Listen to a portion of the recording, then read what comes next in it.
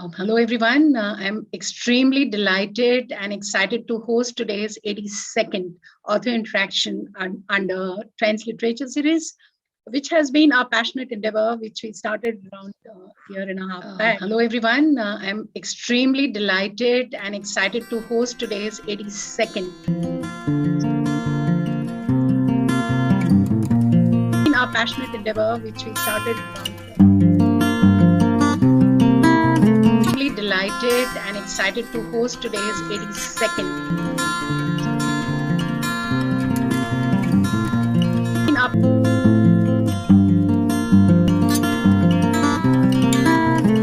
Delighted and excited to host today's 82nd.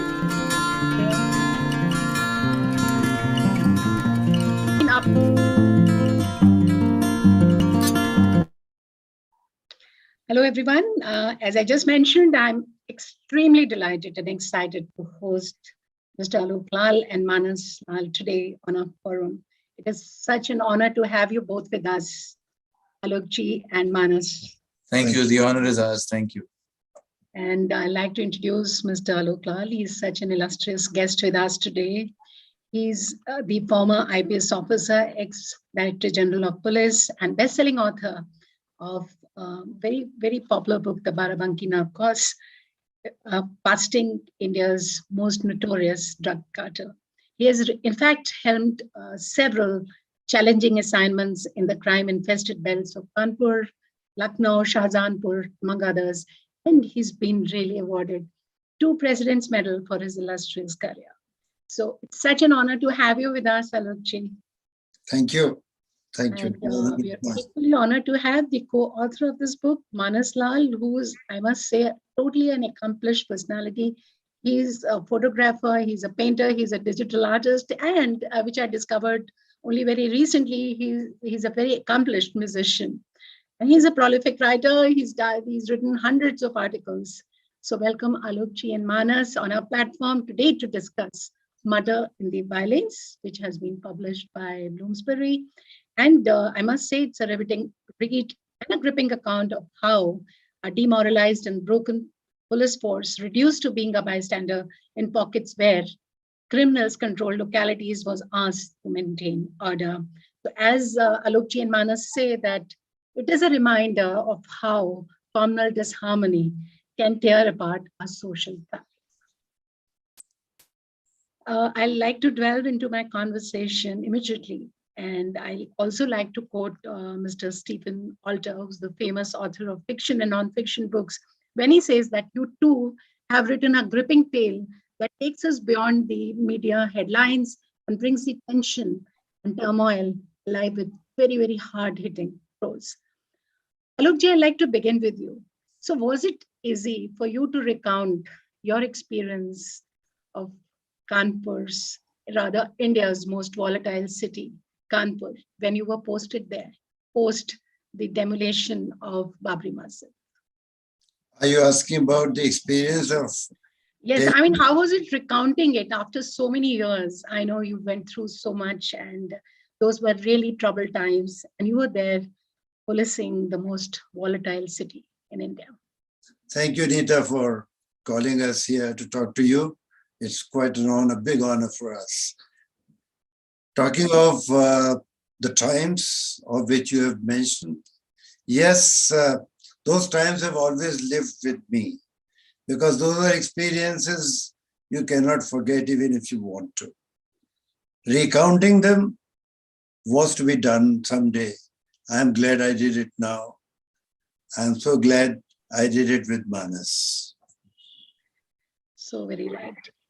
Maanas, you're so multi-talented and you've written such a wonderful book, Murder in the Bylanes, along with your father, Alokji, which already was a bestseller as soon as it was in the pre-order stage. So how did you decide, and rather, when did you decide to do this? I mean, to, along with your father, write a book?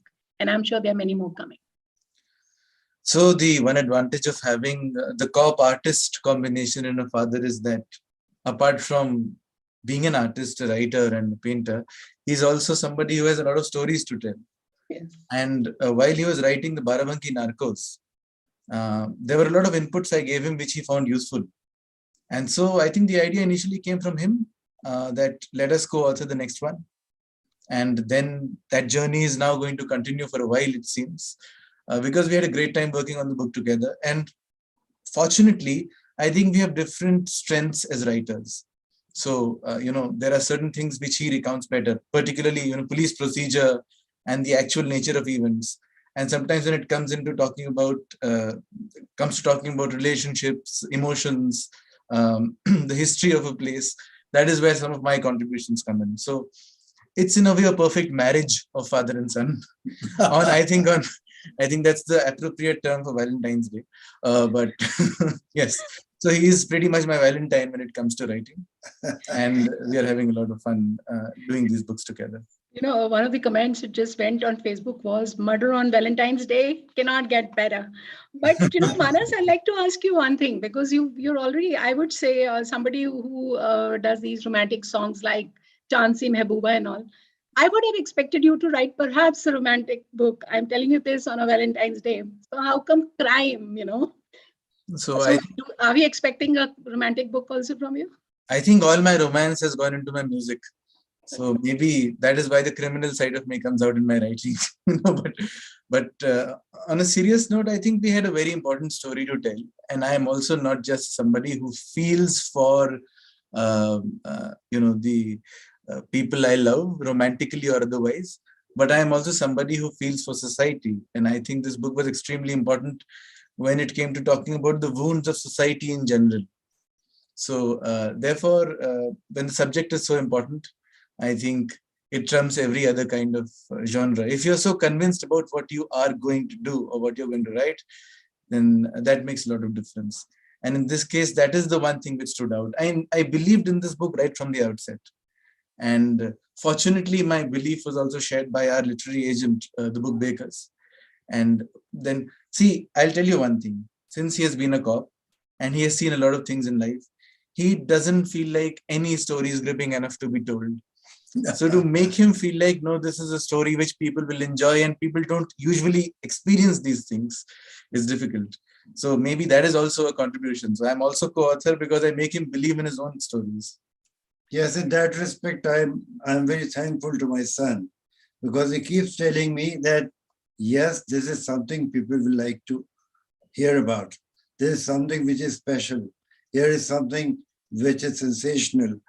All of those actually pass under my umbrella as some things that happen all the time.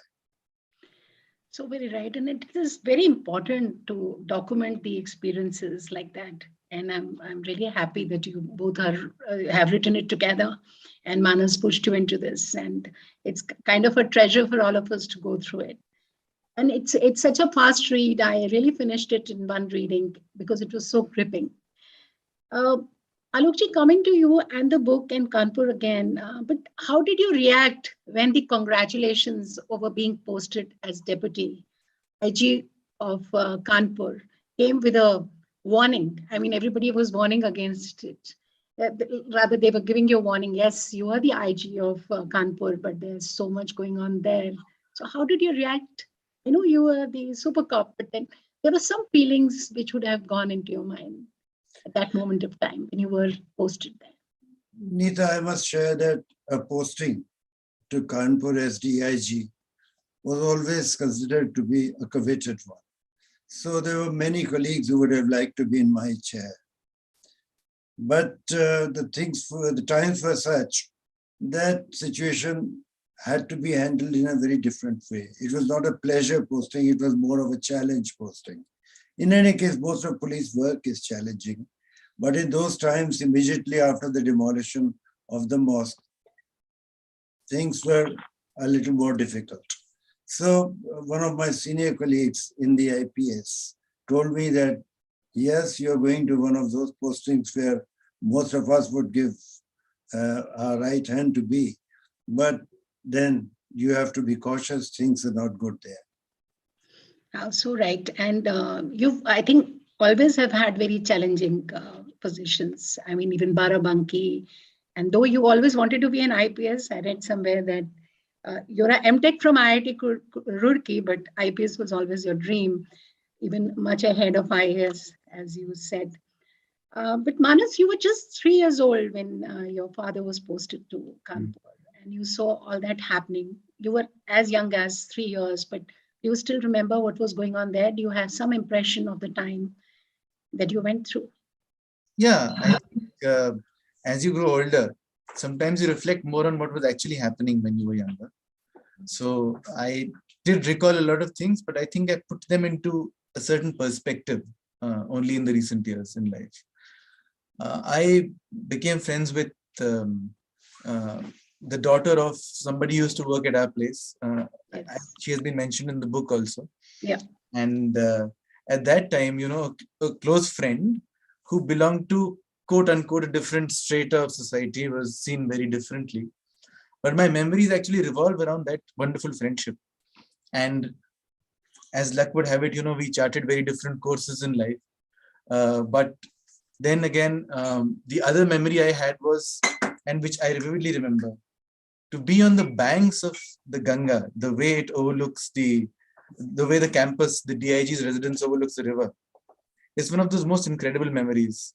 Then the monkeys on the rooftop, crowding the campus, the dance of the peacocks, the ketki flower in the compound. These are things I just can't forget. So most of my memories in hindsight were pleasant. But then when I started thinking of a lot of things, I realized that why I had these memories was because my father was virtually absent. He was always on duty. He was always on duty. And my mother was the only one looking after everything. I envy her job a lot more than I envy his. She had to manage the home. She had to manage the kids. She had to look after uh, everything for days on end because my father was, and those were not days of mobile connectivity. So we would not hear from him at all. And it was a very tense time in hindsight. If you get a call saying that there is a fire somewhere and he rushes to the spot and then you don't hear from him for 72 hours, it's scary, I must admit. And maybe I feel more scared in hindsight. But yeah, so I do have a lot of memories, some of them more vivid than others. But now I can put my life into, a different kind of frame. I can understand it better, perhaps. And the glorious childhood has now become a more traumatic experience in some ways after writing this book.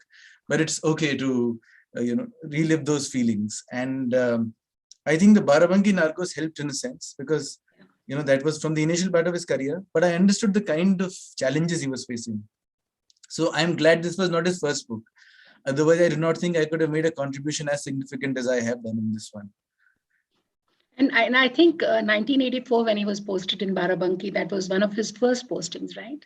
Yeah. And yes, challenging again. And the book itself, I recommend that book as well, that people should read it to find out. And I'll be reading it. That's my on the read list.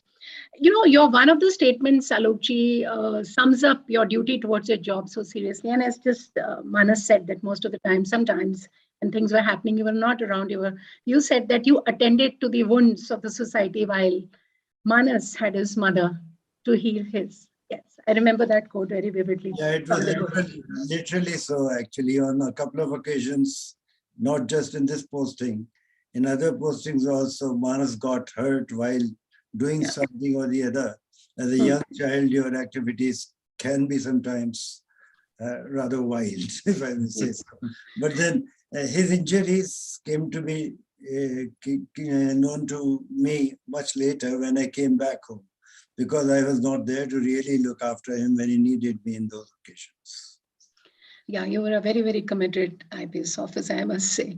And, you mentioned in the book that your wife was on tenterhooks about the trouble brewing in the police lines after the mutiny in the police, which was a very important chapter in your book over Bhola Ram Yadav's death.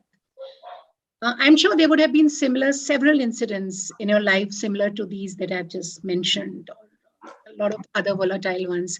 So how did you counter that? I mean, what happens in the police? I mean, is the families also trained to take such, because I'm not from the police background. So how does it happen? Because I'm sure the wife is worrying, the son is worrying, the family is getting worried, but you are on your job.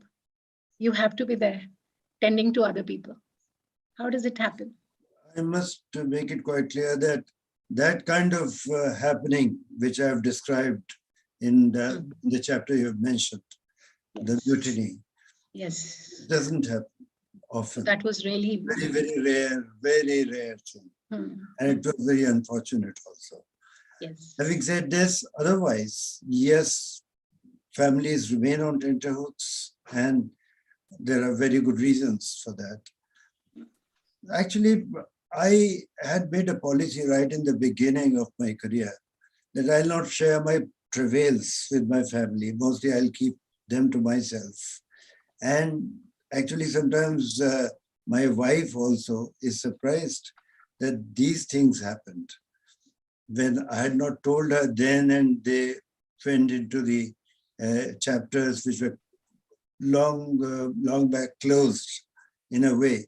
But these facts remained somewhere or the other buried, and they were certainly thanks to Maanas and also to my wife Madhu, who kept telling me to reduce to writing what I had undergone.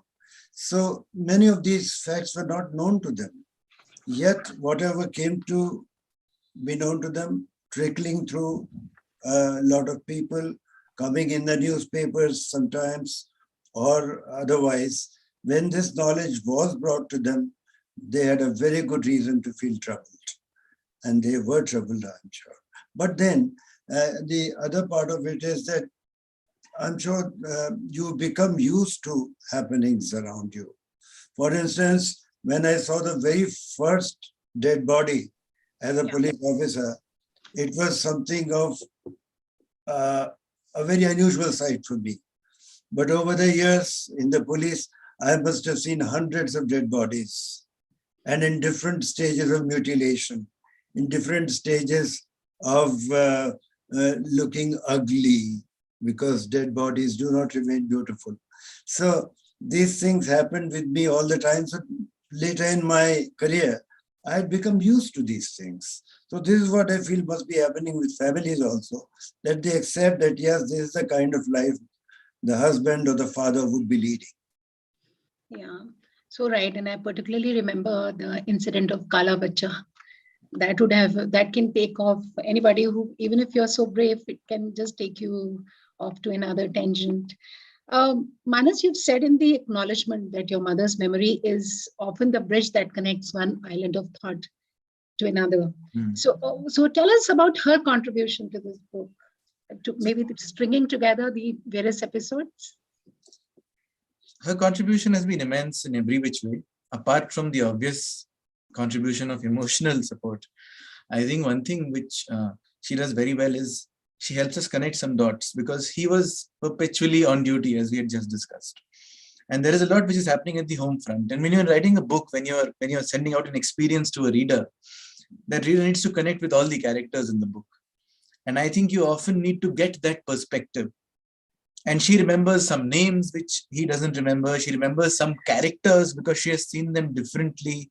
So right. So, she is perhaps our most important source. And police mein sources to bahut important hote hain. So I think for this book, she is one of those sources. And she made a very big contribution by playing peacemaker too. It's not just connecting our islands of thought.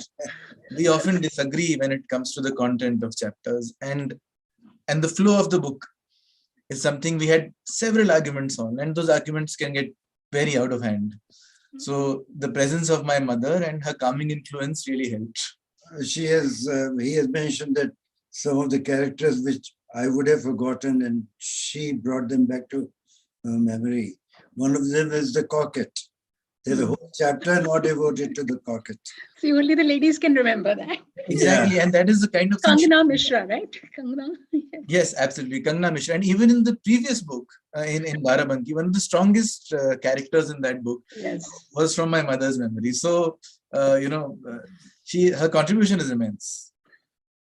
I can totally agree to this. Women play and what better day to acknowledge their presence than on the Valentine's Day today.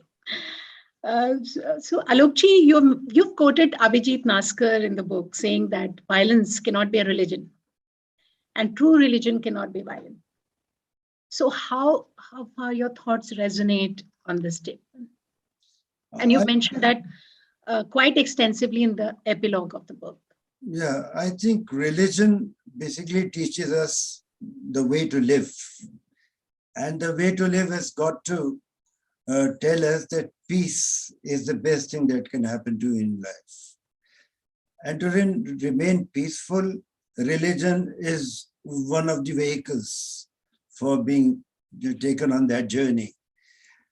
My feeling is that some of the aspects, the way religion is interpreted for us by some of the leaders of religion, makes religions rather difficult to accept in this kind of background where they are being presented as vehicles to peace.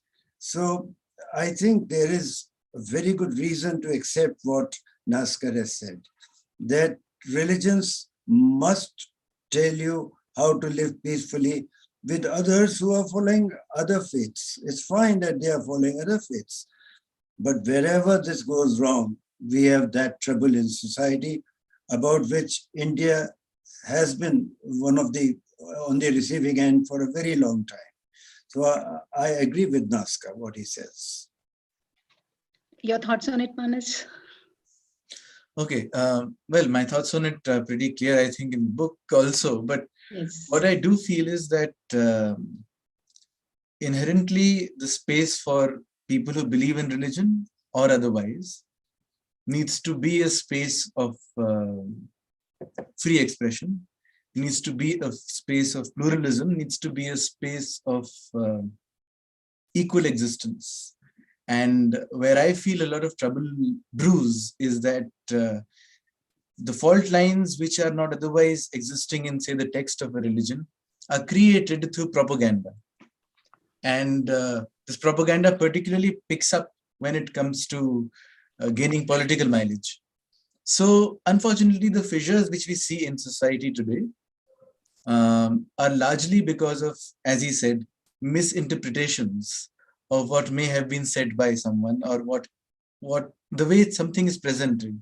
And now when social media is also around, the potency of being able to spread a rumor, which can then later lead to catastrophe, has become very different. So even in the case of Kala Bachcha, one thing we often discuss is that had social media been around, things would have happened very differently, because at that time spreading a rumor meant a lot more work. So when somebody is trying to spread a rumor and create trouble in society, it took time. In today's times, to spread a rumor is just a WhatsApp message. So maybe, controlling situations, communal situations in particular, and understanding how religion is being exploited as opposed to religion being truly propagated by leaders is the key. And we are clearly wanting in that respect in this country. And I hope that changes. Coming back to your book and also talking about a very, very harmless chapter, I would say. But, it is in continuation to the chapter, to the question just discussed, is the chapter Gangaputra, Alokji. Your true feelings on the river Ganga were misconstrued, misinterpreted. So how did you feel? Because you were there wanting to do good too, and you felt very strongly about river Ganga. And you felt that what you did and what you felt that time was right, to go back to Ganga cleanliness. And it is, so what do you feel about such situations when your heart is saying that this is the right thing in the given circumstances, but it is misrepresented, it is misinterpreted. So what happens to somebody like you who was at such a senior position, and a small issue like that where you were trying to do good was blown out of proportion to some extent? Neeta, talking about Ganga Mata, as the river Ganga is often called. Yes. I think she is being treated the same way as other Matas in the society are being treated. Yes. Most shabbily, most unacceptably. I don't think the way they are being treated is right. Now, in that particular meeting about which possibly you're mentioning, that there were people who were expressing their reservations about Why it is being done. Yeah. So I think this was 93, 94, just Yes. as we live in today. so many decades down the line, Ganga remains as dirty as it was then. So much money has flown into it. So much has been done on paper, but in reality, nothing much has been done. I had my heart in it. I think environment has been at the center of my heart ever since I remember. And Ganga, or for that matter, any stream of water is very important for all of us.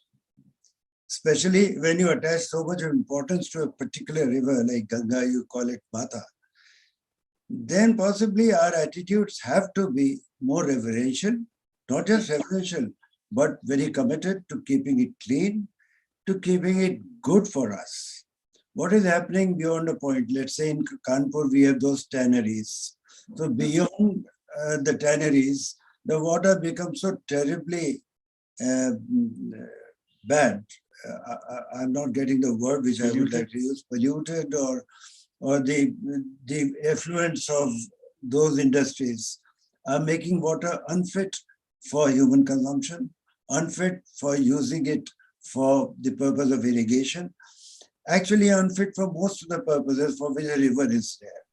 So I think unless you have this kind of feeling for a natural entity like Ganga, you will not be able to do much for your own fellow human beings. So I've always felt that having trees around us, having clean rivers, having all those things like reducing the carbon emission, it's a very broad term, but all those things we have to do, we have to be very conscious about our contribution to these problems. Oh, very well said. And I think this chapter needs to be read. Apart from that, some of my favorite chapters were also, I mean, everything has been written very well. But one chapter that I'd like to discuss, Manas, maybe perhaps you can throw some light, that one can feel the tension running extremely high in chapters like Babupura explosion. You know, heartbeat really got louder. You know, when you're reading the chapter, you're just going through the entire process again. But Alokji would have discussed with you, and perhaps you can tell us about it. That what was the ground reality at that moment of time, especially after Bachchan's murder? I think I'll just start off this answer and then hand it over to him, because Yes. those tensions were in Yes, yeah. real time experienced by him. But I think one discussion which we had, which was extremely interesting, was that there should be a lens to tell this chapter through. And he told me about this intrepid young woman IPS officer. And at that time, at least, women in service was not so common. And he was, you know, all praise. And I said, okay, let us make her the central person in this chapter. So let us start with her and the action she took, because that was the reason why the message reached the right people, and then things were controlled. So this imagery of this brave woman cop controlling the most populous and certainly the most volatile city at that time was something which we wanted to, you know, send through to the reader, because I think we are big advocates of women in service, and that is unfortunately a battle women have had to fight in other services. But I really, you know, hope that this is the kind of book which people read and feel like, okay, it's very important to have women don the uniform, because they serve the country as well as anybody else. So that was one message which I thought Babupura explosion would convey. As far as the tensions on the ground are concerned, well, an explosion in itself is enough of a tension. I mean, to think of a bomb going off is a nightmare. But then to think that that bomb discounts for a very important political leader, that is like all hell breaking loose. And what happens after that, I'll hand it over to the top. Neeta, the post-1992 situation in most of North India and subsequently in Maharashtra, Mumbai, etc., many other southern cities also, is something that you might be remembering, a lot others do. But for those of us who were in the center of it all, for instance, I was DIG in a city which had all the tension built up because of that incident in 1992. We had accepted that we have to deal with situations like those. But a bomb going off, blowing up a, a political leader who had a promising career ahead of him. That was important enough. You can understand because I mentioned that later Sri Atal Bihari Vajpayee came. Yes. So obviously, politically, this was important. And so the blowing up of a particular person is something that keeps happening in our country. But in those circumstances, in those times, in the background that it happened, and the person who was involved, the person to whom it happened, I think that made the entire situation a lot more tense than it would have been otherwise. Yes. So right. Alokji, when you look back, do you think you could have policed Kanpur differently? Any thoughts on that? I mean, I know in the chapter you really remember very fondly the relationships that you developed with maybe Rakesh Jaiswal, Mr. Sudhir Mohan Nijavan, who's present today. And he got back into your life. You received the police medal for your beautiful contribution to your career and the police fraternity. So anything that you would like to, maybe you reflect, when you reflect back, you feel that maybe you could have policed Kanpur differently, perhaps today, or perhaps it still would have been the same. I cannot be presumptuous. I know that I could have done things differently when I look back. I also know that others might have done better. So there are things to be learned on every single assignment that you get. And Kanpur was no different. But I will not like to say what went wrong, what was wrong with my approach, what was wrong with what I did, because I did whatever was the best in my judgment at that point in time. So yes, of course, not just me, any other officer in any other position, and especially in police where immediate action becomes essential, would have reasons to reflect that this could have been different. So yes, there might be certain situations, certain circumstances which could have been different. But on the whole, I think if you have read the book, you have, of course, you will say that was a fairly well-handled situation. And some of the best analysts of situations like these, for instance, Paul R. Brass in his book, has mentioned our work in glowing terms. He really liked what we did. And he has seen communal strife all over the world. He is an authority on that.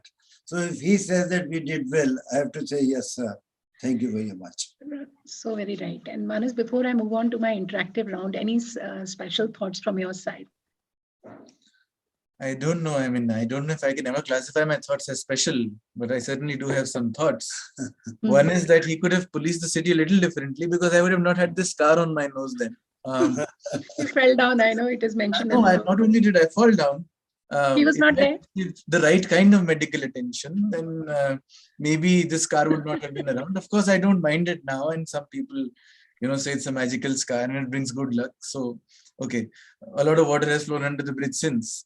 But then when I broke my thumb, he was still policing a city. When I broke another finger, I mean, and okay, I agree that ordinarily people should not break so many bones, but I was a sports person. I was a sports person for a long time in my life. So to have him absent all the time was scary. But I think for me at least, the most poignant lines which he came up with, which I think is at the end of the book, is that a policeman's petrol is never in the street, his family lives on. And fantastic. That is something which in hindsight hurts sometimes. So maybe the only special, and also the fact that he was unable to spend much time with his mother, who had started, showing the early signs of Alzheimer's. So to sacrifice these things in the interest of society is difficult. And of course, there are scars, not just physical ones, which the family also has because of that. So that's maybe the only special thought I can offer right now. But I'm sure, Alokji, your mother would have been really proud of you. I mean, 2 President's Medal, so many, awards, and so much of recognition, and a super cop, I must say. Hats off to you, sir. Thank you. I'd like to move on to my interactive round. first, I'd like to invite Priya, who's also the co-founder of Trends Literature Series. She has a question or two. Yes. Uh, Hello, sirs. It's a delight to hear both of you talk. So, I would just like to start by saying that I actually have been interested in criminology for a while now. I think my interest started in 2020 when we suddenly had an ample amount of time on our hands. I think it's very, very interesting, but can also be very taxing for the person. So I actually wanted to ask you, as somebody who has had actual experience, on-field experience in that, till what extent did psychology and deciphering or solving a crime go hand in hand? How was it for you, and how important is it to be considering and understanding the working of everybody's minds in solving the crime? See, not everybody can commit crime. This is my feeling. Some people are wired that way. So there has got to be a psychological makeup to be in that situation. As for others who commit crime, all of a sudden some provocation comes and you just can't help yourself and use force, and maybe if you have a serious weapon with you, you may use that also. So these things may happen suddenly. My feeling is that those who commit crime in cold blood are ones who are wired to do so. My experience in dealing with criminals has been based on these two classifications, where one comes across a hardened criminal who has committed many crimes, and therefore one can see a pattern in the way those crimes were committed and why those crimes were committed. While in the other case, I have met people, I have been sympathetic to some of the accused for this reason, that I can make out that this was a crime of passion. This was a sudden provocation which led them to commit this crime. Therefore, in law, in the IPC also, we have a section where a sudden provocation, when it leads to crime, is not taken in the same light and spirit as a well thought out crime is. I hope I answered your question. You definitely did. It's unreal actually hearing it from somebody who has had experience. I've only read about it till now. So I actually had one more question. I just wanted to know what upcoming projects are you planning, and is it going to be a collaborative effort again? Yeah, thank you for this question. Maanas and I are actually working on a couple of books these days, and they again are based on my experience as a cop.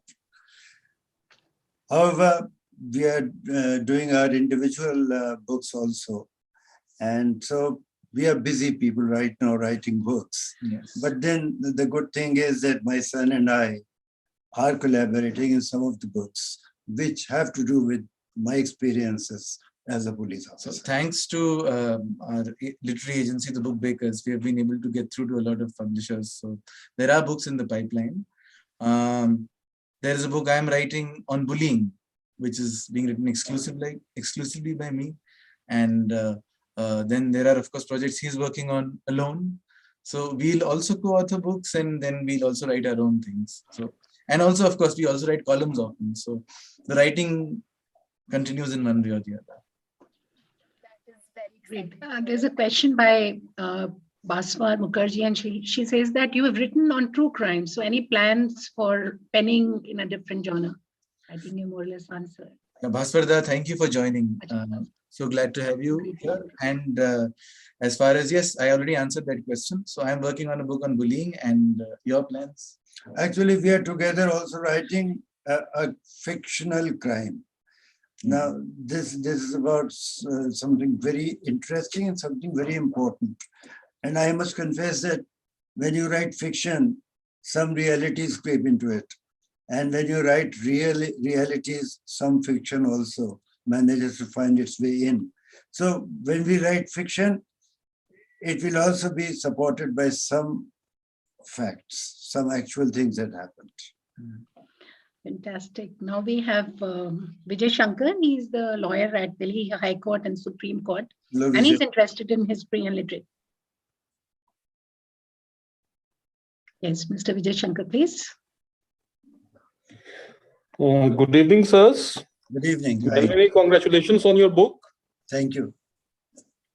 Sir, my question is that as a criminal lawyer, I'm mostly into criminal cases, be it fraud, be it fake encounters, be it matrimonial offenses, be it money laundering and all. What I have seen as a pattern, like that, be it organized crime, be it in the case of gangsters, be it the case of communal rights, or for that matter, any other crime.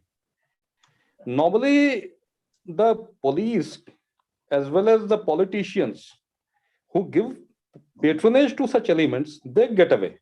They escape the eggs. So how far do you agree with it? Like the normal perception is that all right, the criminal has got the justice. Either he is shot dead in an encounter or he meets justice at the end of the court. But more often than not, what I have seen in my own experience, that people who give them patronage, especially from the quarters of the police as well as the political class, they escape the X. How far do you agree with it? Vijay, I have a bad news for you. I agree with you. It's a bad news not just for you, but for the entire society, that our Sir. criminal justice system has very little to do with justice. Sir. The criminal justice system has failed us on many fronts. And one of them is this, that when we want to bring a perpetrator of crime to justice, we fail to do it in many cases. In most cases, as you are aware, in most cases, the actual criminal is not worked out. In many other cases, the actual criminal, when worked out, doesn't get the punishment he or she should get from the court of law. So many things happen. And people in your profession also do their job. And they manage to get some of the criminals out of the jails. So all these things keep happening. I'm not saying that it's because of the people who fight the cases that these cases are not brought to the logical conclusion that they should. However, I say that yes, till such time as we do not have the police work in an entirely different way. If you read this book, in one of my chapters, I've spoken about this. As Neeta would say that in one of the chapters, I've discussed at a fair length why the police is not able to deliver what it wants.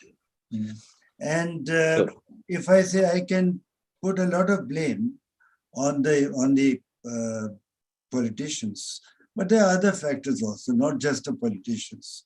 In the society also, we will not like to punish somebody who helps you through crime. Like if somebody gets you good money, whether it's black or white, possibly you are okay with such a man. And very infrequently will you ask such a man, "Ke tu paisa kahan se laya?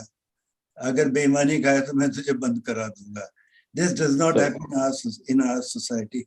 So the valuation we place on somebody's honesty, somebody's righteousness is low in our society. So there are many factors. It's a very detailed conversation we'll have to have. But yes, I agree with you that some of the policemen and a lot of the politicians are not fair. Sir. Thank you so much, sir. And wish you all the best for your future endeavors. And I'm looking forward to read your book, sir. Thank you. Thank you so much, sir. Please do. Thank you. And thank you. Next, we have Rashima Verma. She's the best-selling author of A Break in Love. By the time she joins in, I must tell everyone that there are 3 books to be won today. All you have to do is write your comments on the YouTube, perhaps latest by tomorrow, and the best 3 comments will get this wonderful book. Welcome, Rashima. Thank you. Thank you. My heartiest congratulations, first of all, to Alok sir and to Maanas. Thank you. I have to confess, I haven't got the book yet, so it's not been delivered. And I'm anxiously waiting for the copy to arrive. So, it was so heartening to hear some of the views that, some of the things that Alok sir was just saying. We've interacted with him for a while now. But some of the things that he was reiterating, I think it was, we need more people like him in our society. We are in dire need of people like him. Thank you. Sir, I would like to ask you and Maanas a question. So I have a question for both of you. This was an event which rocked our country. It shook it to, its core so many years back. I'd like to know a little bit about the journey of this book, from the time that the idea came to you that you need to put all this down in the form of a book so that it can reach readers, it can reach people. From that time to the time that now it's become such a huge bestseller already within days of its release. I think the idea was originally that of the murder of the politician in the book. That is where everything began, because I knew this was a major incident in his career. But he often said that this doesn't make for a complete book.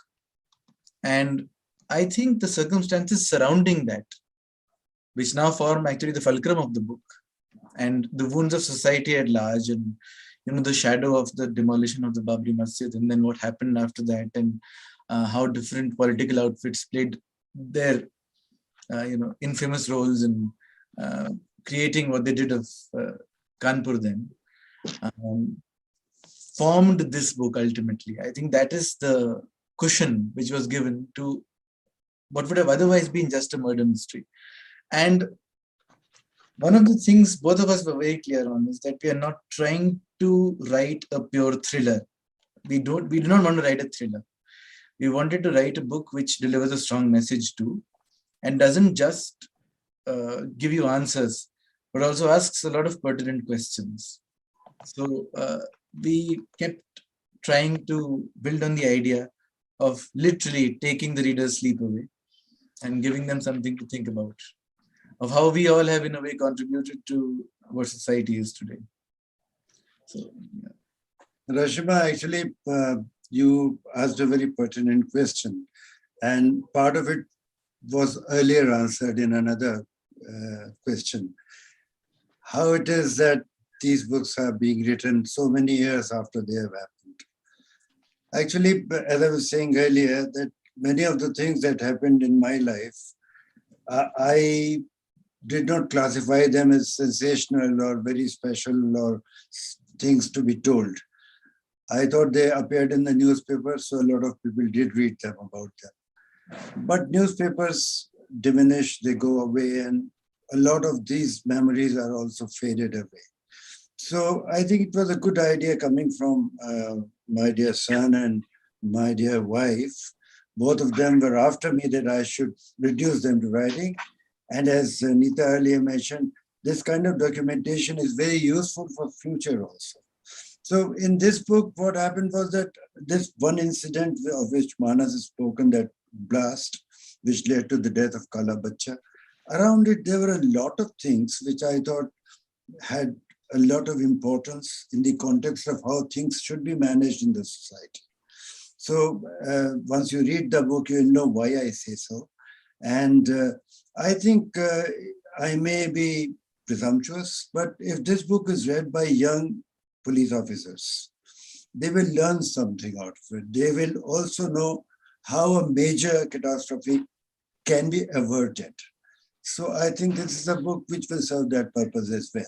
And I think this is also a story of friendship. That is something which stands out to me, because there are chapters dedicated to friends in this book and the importance of having friends in life and having this support system around you. And Rashima, I must say, Rashima is one of my close friends in the literary circuit. And the importance of having friends is so important because having friends is priceless. And I think that is another thing we wanted to bring out, while writing this, the importance of having the right people in your life. Thank you so much, for answering that. And I just want to say that it's lovely to see Alok sir, being able to spend time with his family now, penning books down with you, Manas, all those lost opportunities. I think it's wonderful to see him making up for all that, making up for lost time, and all of you being able to spend time together as a family. I have to say it's a very, very heartwarming thing. So thank you so much for Thank being there in our you. society and being there for all of us, Thank and you. giving us these beautiful books, so we can read them and know what happened all those years back and how it has, and even now is impacting our society. Thank you. Thank you. Thank you. Thank you, Rashima, and wonderful questions. It's really going to benefit all of us. And I must say, Alokji, you're a very different, all the IPS officers that I know of, they've been always very strict, but I think you're basically a family person and you're so creative, into gardening, into painting. I mean, it is really heartening. And your approach towards criminals, your approach towards friends, I think the whole family, I suppose, is very creative. Manas He'll is become doing strict so much. only after the he'll become strict only after the session is over. So I'm sure you have this soft skills in handling. I'm sure when you were there at the helm of the things, you're very soft and you had a very different approach, I'm sure.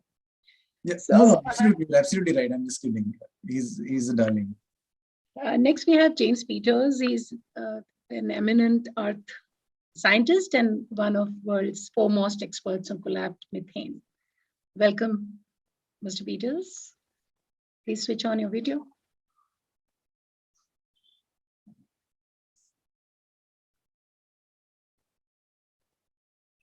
And his audio too, I think, will have to be. Yes. Mr. Yes, please. Yeah.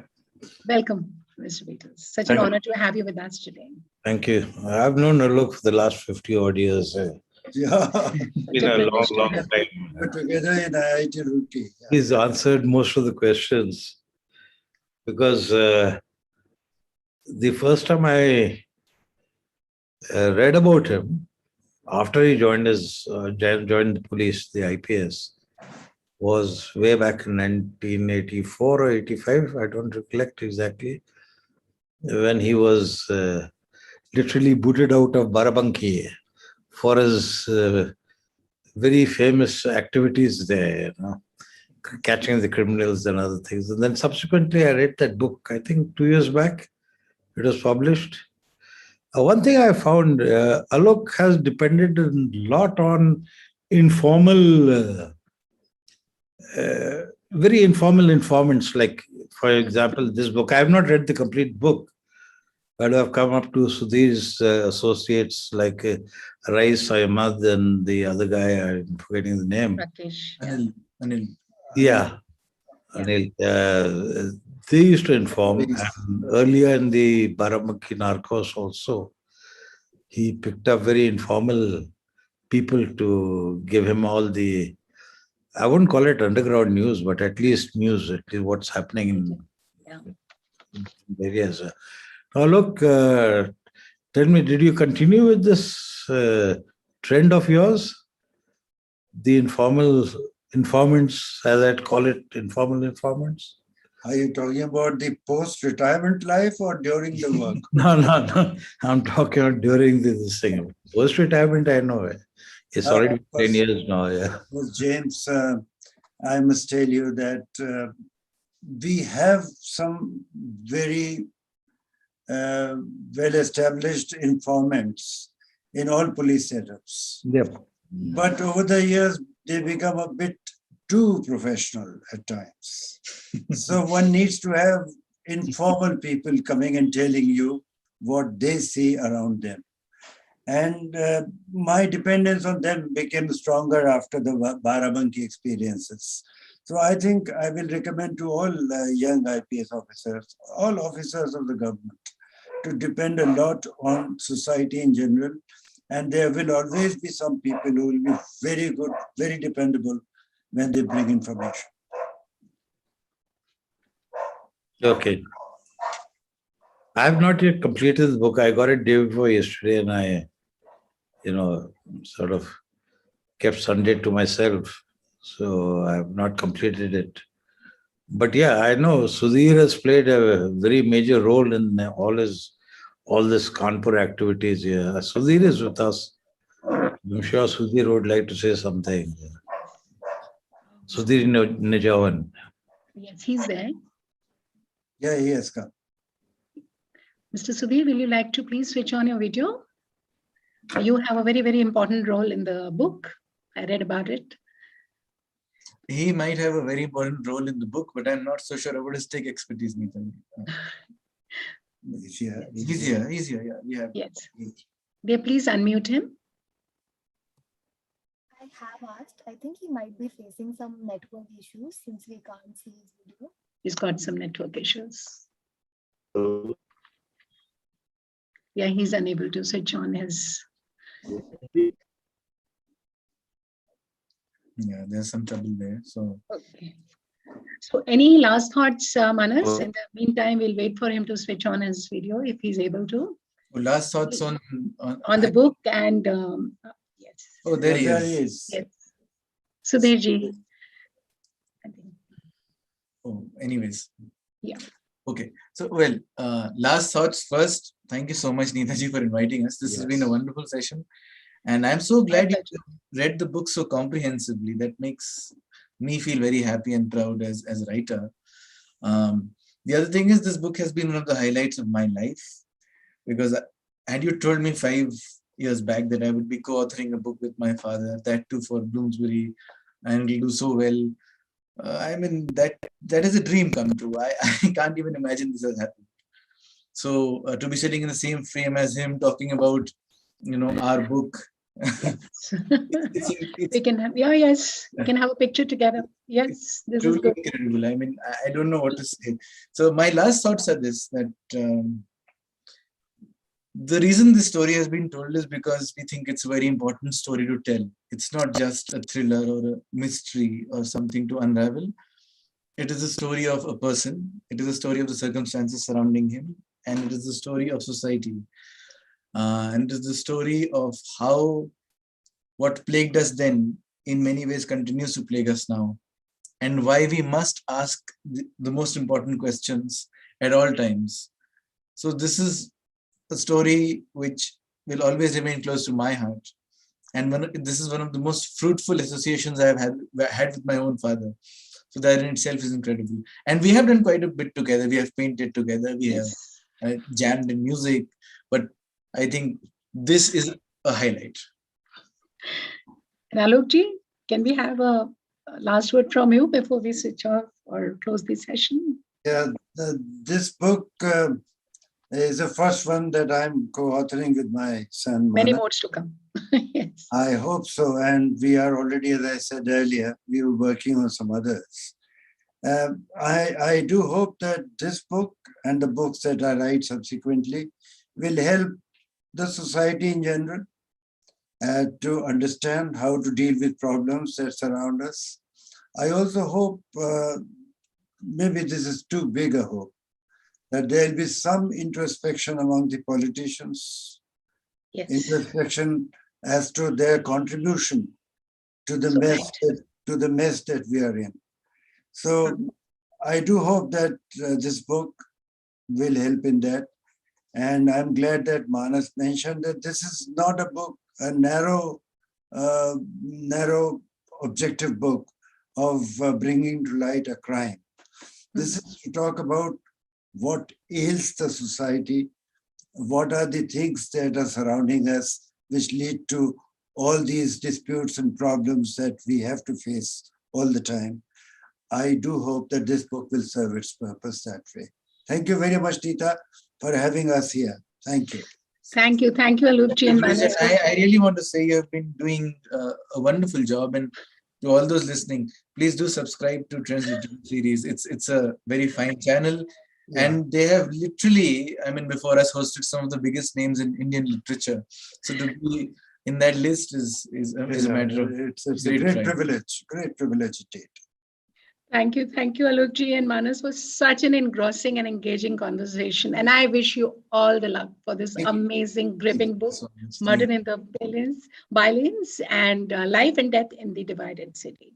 And I recommend everyone to read this book. And it's really fast-paced, and it has been published by Bloomsbury. And thanks to Bloomsbury and the team for putting this session together.